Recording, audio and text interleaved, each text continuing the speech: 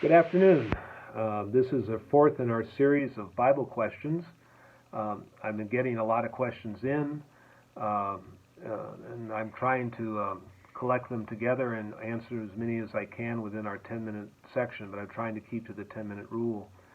The first thing I'd like to talk about today that some of you have asked about and asked me about on the phone and otherwise is what is the role of the Sumerians in the New Testament and in the early church? And that's a good question because Jesus uses the example of Samaritans all the time. The Good Samaritan, the woman at the well in Samaria. It's interesting that the book of Acts tells us that one of the greatest places of conversion to Jesus after his death is actually in Samaria. Much more receptive there than the other parts of Israel. And so early on, the Samaritans are coming to Jesus in that particular area. And that says something, I think, about the historical Jesus, in that Jesus always cared about breaking barriers to the Samaritans, to being a person who wanted to include the Samaritans in what he was doing. To a normal Jew, that would be almost unheard of. But the people in Samaria apparently did have that historical remembrance of Jesus and converted to the faith. And so the faith is very strong very early on in Samaria. There are different groups that are around at the time that are, some accept Jesus, some don't accept Jesus, some accept Jesus as a prophet but not as God. And the church is slowly organizing itself in a way so as to understand who Jesus is and what this is all about. And that's what the apostles are. That's what Peter is doing in the Holy Land and what Paul is doing in the Greek world. So very early on, the church is growing in various parts and has various growing pains. There was a group that believed that Jesus was a prophet, but that he was not the Messiah. And they thought that John the Baptist was actually greater than Jesus. And they didn't die out until about the 4th century. There is a famous work called The History of the Church by a bishop written about the year 380, 360, called Eusebius' History of the Church. And it goes through the Council of Nicaea. And is probably is rescued for us many of the older documents about this earlier period of the church that we never would have had except for them being gathered by Eusebius. So Samaria is important. Samaria is very early on part of the growth of the church. And I think that's always interesting to note when we talk about Jesus' effect on people who are outcasts. The second thing that people ask me about is the role of Mary in the scriptures.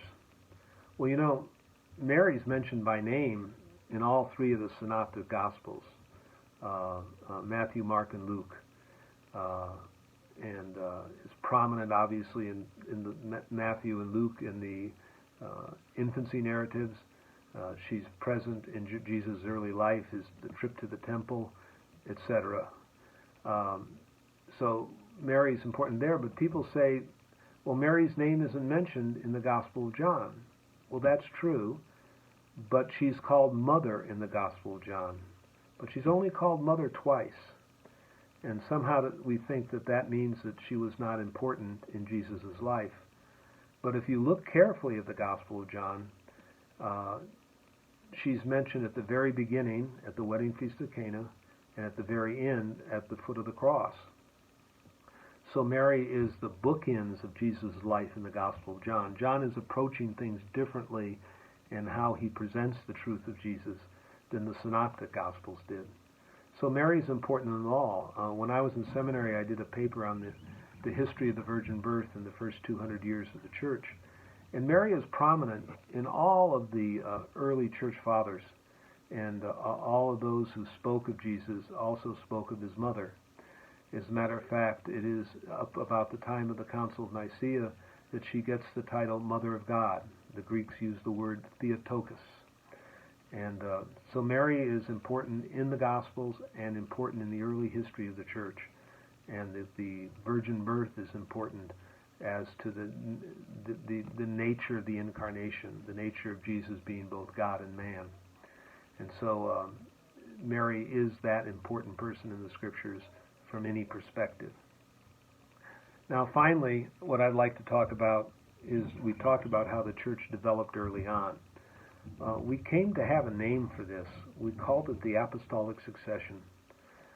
By that we mean that all the churches were founded by apostles or disciples of apostles who were then, by that time, called bishops. Now, many people argue about the nature of how that happened, but by the year 250, the apostolic succession is solidified all over the Orthodox world, otherwise those who believe as we believe, both in the Roman world and the Greek world, those who accepted the Council of Nicaea, those who accepted the apostolic succession. Essentially what it means is that the bishop's office as episcopus, which means leader in some translations, is passed on from the apostles through the apostolic succession.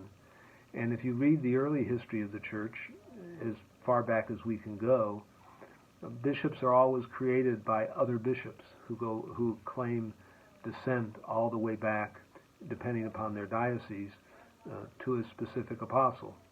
Now, can you prove that up with documents from the time? No, but that is the belief of the church, and we to this day believe as Catholics, as Greek Orthodox, in the apostolic succession. That is what the nature of how our church comes to be. It is not a congregational church, but is a church of bishops as leaders under the apostolic succession.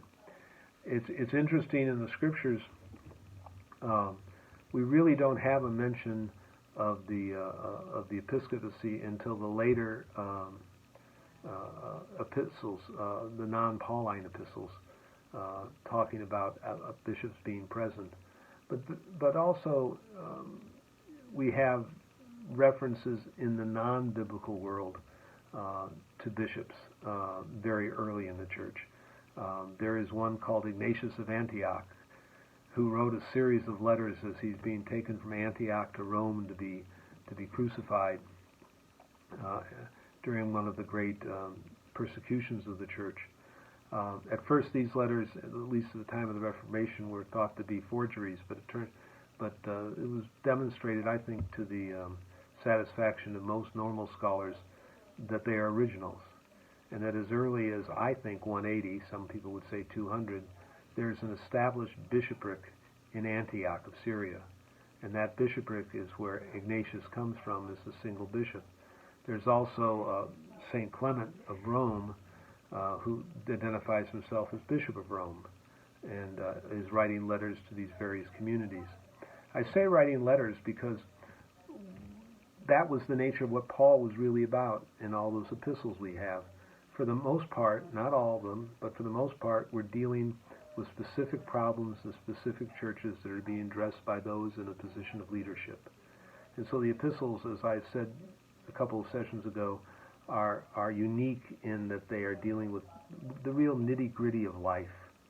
And that continues on even outside of the Scriptures, where there's these very early references to bishops and bishops giving advices to churches on how to handle certain types of problems. To this day, the Holy Father writes encyclicals. That's another word, I think, for epistles. They are a commentary on the nature of problems in the church. Now, there's others, too. If you've ever read the epistle to the Hebrews, the letter to the Hebrews, it's much more a theological letter, more in the nature of a teaching. But for most of the Pauline letters, the letters of James, they are practical letters, dealing with practical problems in the church.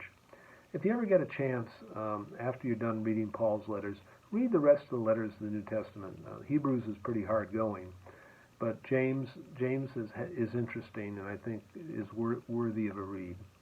So until we meet next time, and if you have any questions, I've given you my email, sta5150@aol.com. And as usual, I have tried to keep this to 10 minutes, and I'm a man of my word. I'm now at 10:03, and I am signing off.